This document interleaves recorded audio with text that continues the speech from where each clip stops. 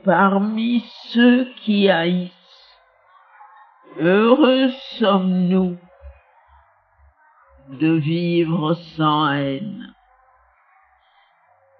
Au milieu des hommes qui haïssent, demeurons libres de haine.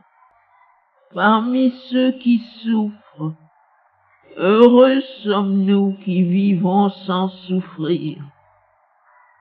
Au milieu de ceux qui souffrent, demeurons libres de souffrance. Parmi ceux qui sont inquiets, heureux sommes-nous qui vivons sans inquiétude.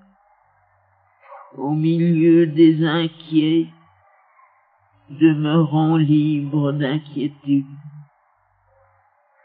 Heureux en vérité sommes-nous, nous à qui rien n'appartient. Nous serons nourris de joie, ainsi que les dieux rayonnants. La conquête engendre l'hostilité. Celui qui est conquis gît étendu dans la détresse.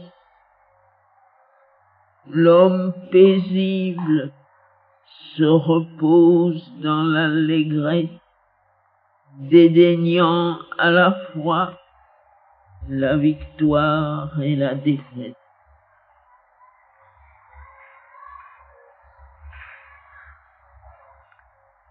Il n'y a pas de feu plus ardent que la concupiscence, pas de plus grand malheur que la haine. Il n'y a pas de misère comparable à celle que procurent les éléments de la vie, pas de béatitude plus haute que la paix du Nibbana.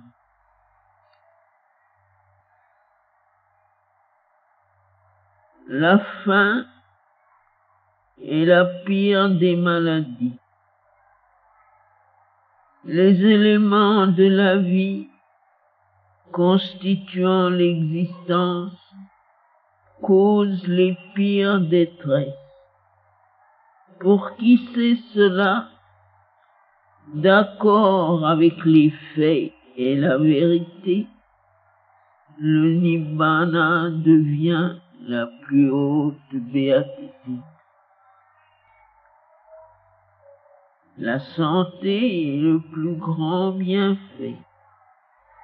Le contentement est la plus grande richesse. Un ami fidèle est le meilleur compagnon. Mais la plus haute béatitude est le Nibbana. Ayant goûté aux douceurs de la solitude et de la paix, un homme s'affranchit de la souffrance et du mal. Il boit la douceur de la vérité. Il est bon de contempler les Aryas, ceux qui sont nobles. Demeurer auprès d'eux est un bonheur. Heureux celui dont le regard ne se pose jamais sur des êtres vils. Fréquenter des insensés, c'est se préparer des chagrins.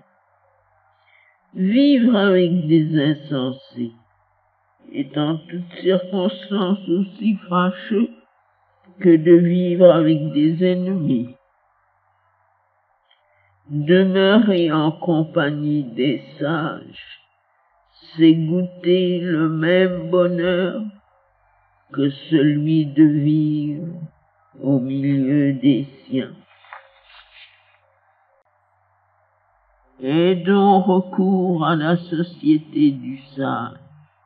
du docte, du savant, de l'homme pieux, qui porte le joug de la vertu.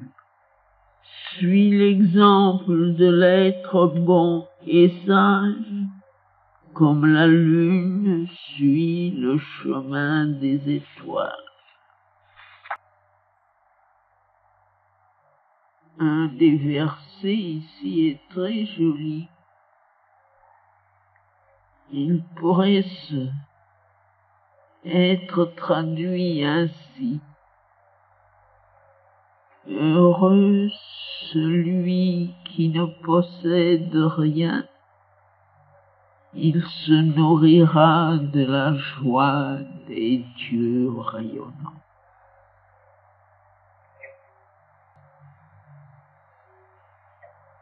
Ne rien posséder, ce n'est pas du tout ne se servir d'aucun objet et ne disposer d'aucune chose.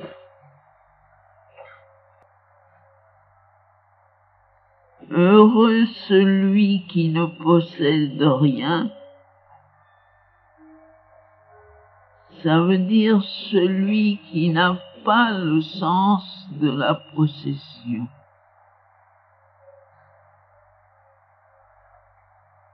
Celui qui peut se servir des choses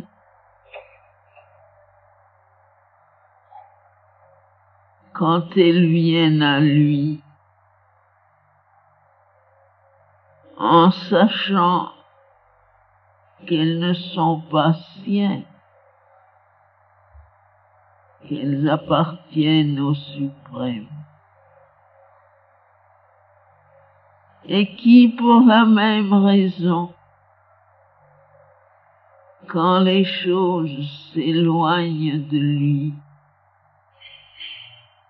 ne les regrette pas et trouve tout naturel que le Seigneur qui les lui a donnés les lui retire pour en faire jouir d'autres,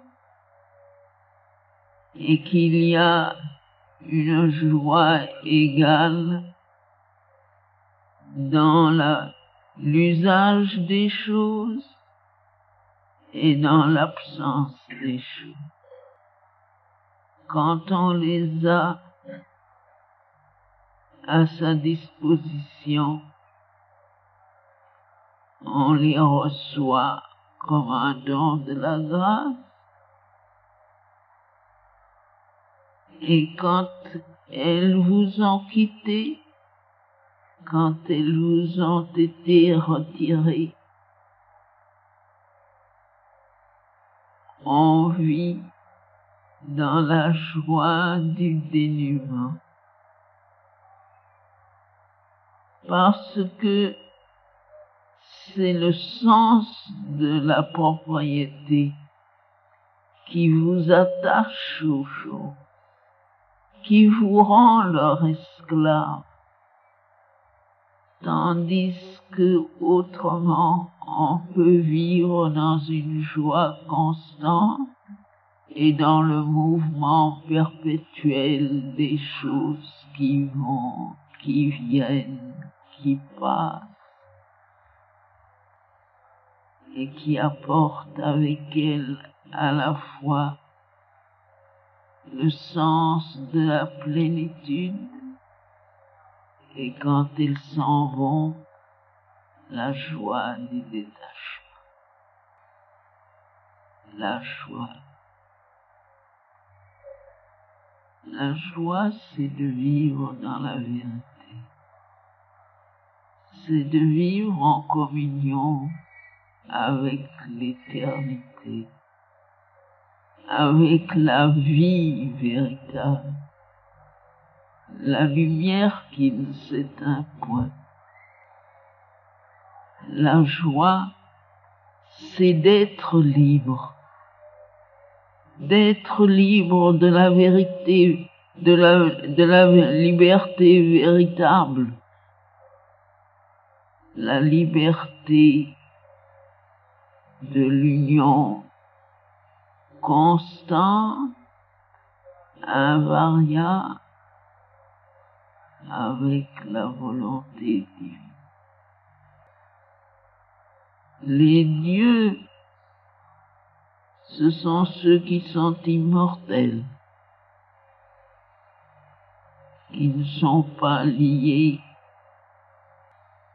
aux vicissitudes de la vie matérielle, dans ce qu'elle a d'étroit, de mesquin, d'irréel et de fou. Les dieux sont ceux qui sont tournés vers la lumière et qui vivent dans le pouvoir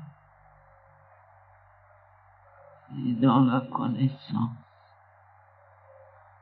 C'est cela qu'ils veulent dire. Ce n'est pas des dieux de religion.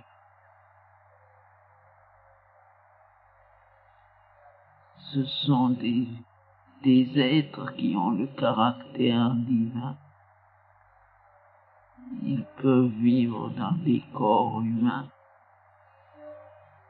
s'ils sont libres de l'ignorance et du mensonge. Quand on ne possède plus rien, on peut devenir aussi vaste que l'univers.